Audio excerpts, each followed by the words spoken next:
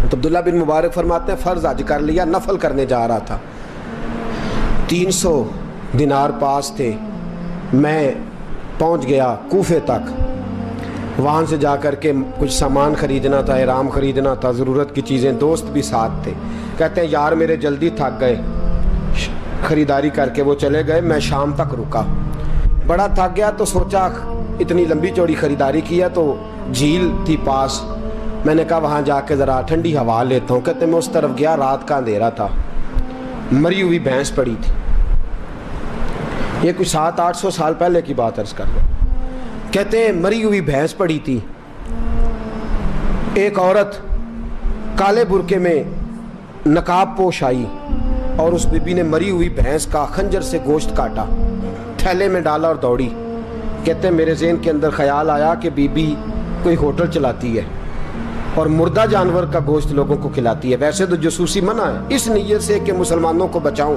اس کے پیچھے ہو لیا۔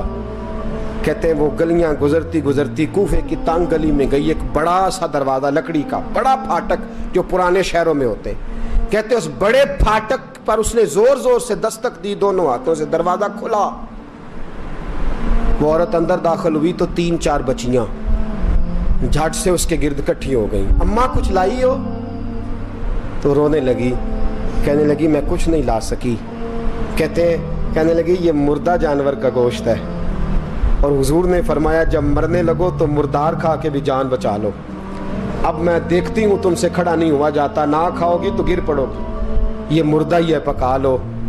کہتے ہیں اگلے لفظ اس عورت نے کہے تو میں باہر کھڑا چیخنے لگا، وہ کہنے لگی ہم سید زادیاں ہیں، صدقہ زکوٰۃ کھا نہیں سکتی، اور سب روگاں دا روگ محمد، جس دا نام غریبی، کنڈ ولا کے لنگ جاندے سب دوست یار قریبی، سید ہیں، صدقہ زکوٰۃ یہ مردار کھا کے گزارا کرو۔ کہتے ہیں پھر اس عورت نے 4 بیٹیوں کو سینے سے لگایا، کہنے لگی تمہارا باپ زندہ ہوتا تو یہ دن نہ، سید بھی اور یتیم بھی اور مسکین بھی۔ پھر وہ روئیں، حضرت عبداللہ بن مبارک کہتے ہیں زور زور سے دروازے پہ دستک دی، بی بی باہر آئی، کون ہے؟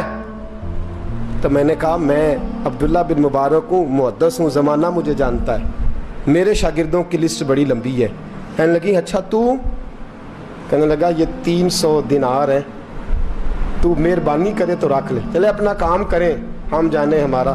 کہتے میں نے زمین پہ گھٹنے ٹیک کے نا تو سید زادی کے آگے ہاتھ باندھ دیے، میں نے کہا میں نوکر ہوں، تم اولاد ہو، میں خادم ہوں، تم نسل ہو، مہربانی کرو، مہربانی میرے اوپر مہربانی، پیسے رکھ لو۔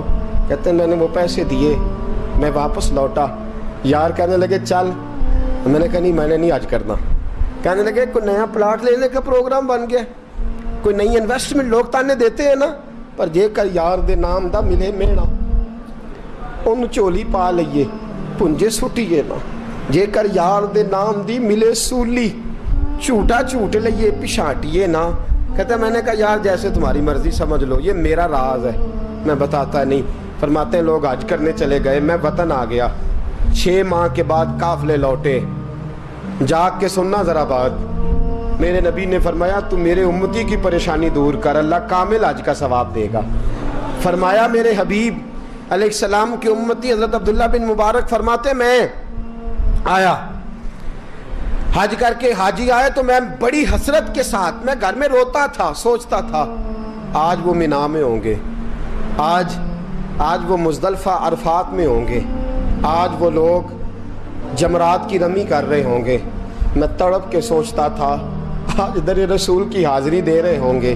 کہتے میں روتا تھا، جب حاجی لوٹے 6 ماہ کے بعد تو حاضری دینے گیا، ملنے گیا، پہلا دروازہ کھولا حاجی صاحب نے، میں نے کہا مبارک ہو؟ کہتے ہیں میں نے مبارک دی، ذرا سنیے گا۔ کہتے ہیں وہ حاجی مجھے ڈانٹنے لگے، کہنے لگے چھوڑ یار، اتنا بڑا آدمی ہو کے تو غلط بات کرتا ہے۔ میں نے کہا کیا ہوا؟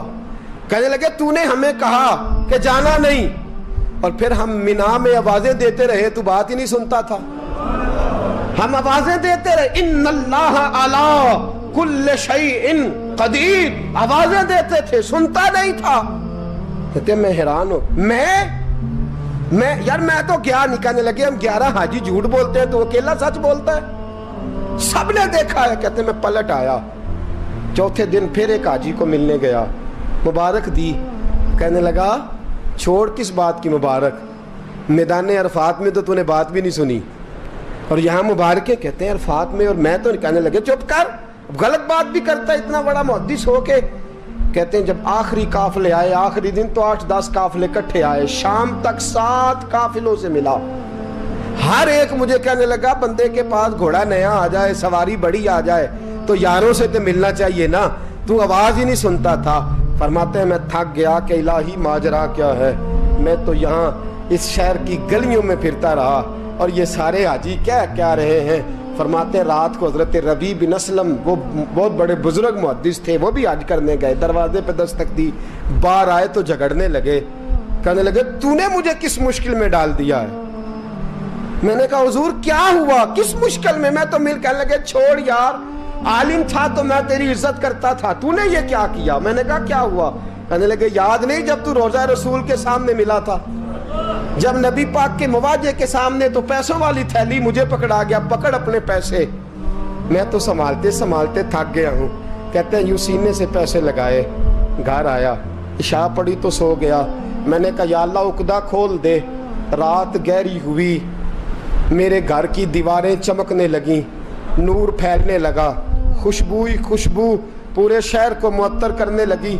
कहते हैं मैंने आंख झपकी तो सामने अल्लाह के रसूल तशरीफ फरमा, सामने महबूब तशरीफ फरमा है। ख्वाब मेरी विच आया माही, मैं उहदे गल विच पा लईयां बावां, ते डर दी मारी अख भी न खोलां, किते फिर विछड़ ना जावां।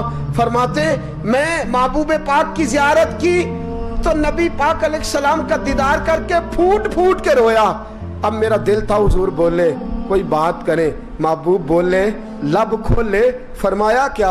हुजूर ने फरमाया मैं तुझे कितने और गवाह भेजूं कि तेरा हज हो गया है, मैं कितने गवाह भेजूं कि हज तेरा बेपरवाही वेख सज्जन दी, जिथे किसे दी पेश ना जावे उन्हें ताजा वाले दर दर रोले, मंगते हैं तख्त बिठावे, आजम किसे नु कारा मिल दई, किसे नु कारा, किसे नु कारा मिल दई, कोई काबे हो खाली आवे। फरमाया कितने गवाह भेजूं कि हज हो गया। मेरे हबीब ने फरमाया उठ के थैली खोल के गेल ले, तूने 300 दिनार दिए थे, मैंने 600 करके वापस किए। फरमाया किन। हजरत अब्दुल्ला बिन मुबारक ने 60 हज फरमाए, उसके बाद कितने हज किए, एक फर्ज किया हुआ था 61 हो गए। फरमाते मैं बार बार गया और जब बुलाया सरकार ने खुद ही इंतजाम हो गए। फरमाते हैं बार बार मेरे हबीब ने फरमाया तू आ चाहे ना आ, रब ने तेरे नाम का फरिश्ता बना दिया है जो कयामत तक तेरी तरफ से हज करता रहेगा, कयामत तक तेरी तरफ से मिना मुजदलफा अरफात जबले रहमत पे आता रहेगा, मेरी बारगाह में दुरूद पढ़ता रहेगा, हज फरिश्ता करेगा, सवाब अल्लाह तेरे नामा अमाल में लिखेगा। मेरे दोस्तों मेरे नबी ने फरमाया मेरे उम्मती की एक परेशानी दूर कर, अल्लाह कबूल हज का सवाब अता फरमाएगा। गरीबों का हज है कि नहीं, बोले इशराक चाश्त पढ़ हज है, दो लोगों की सुलह करा हज है, उलमा की नौकरी कर, एक एक दफा 70-70 हज तुझे मिलेंगे।